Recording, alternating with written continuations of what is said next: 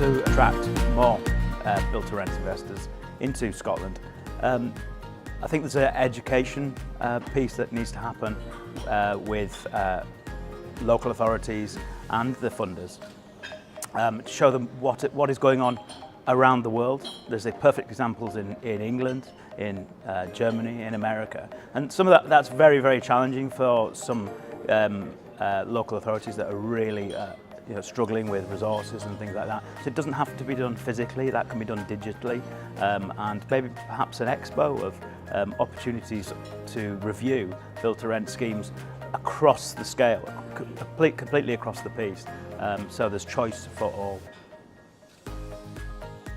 I think to attract more build-to-rent investors into Scotland, it's actually certainty. We've gone through a huge amount of political uncertainty. Obviously, we all face Brexit as a common issue. I think it helps, probably controversially, that government at the Scottish level have now said that IndyRef2 is off the cards for a bit, because it just gives people that security that they're investing into the UK. I actually just think it's just about being open to business, being receptive, having sites of appropriate scale in place. I think, as again we heard this morning, the cost of running the planning processes and the education process to get decisions from which capital can then deploy itself is very expensive.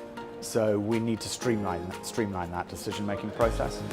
And we then, at a political level, really need to understand what the dynamics are in our economy across the economic spectrum, and not be worried about one particular sector or another, but be looking holistically at all sectors within a city, because all sectors need to thrive in order for cities to really function.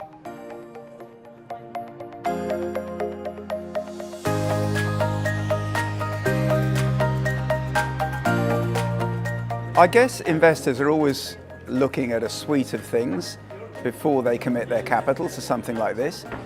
I mean, first of all, they absolutely look at the management team, and are these people that they can trust to deliver on the business plan.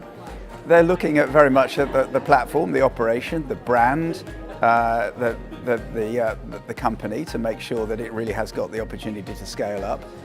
I think they're very much then looking at the product and the financial model to make sure it actually stands up to scrutiny. And then obviously the derivative of that is, can you get the returns, the risk-adjusted returns that they want out of that in that market for the long term, in a kind of inflation hedged way, because ultimately the income out of these things is pegged to the affordability, to the incomes that people earn. So I guess they're looking at all of those things.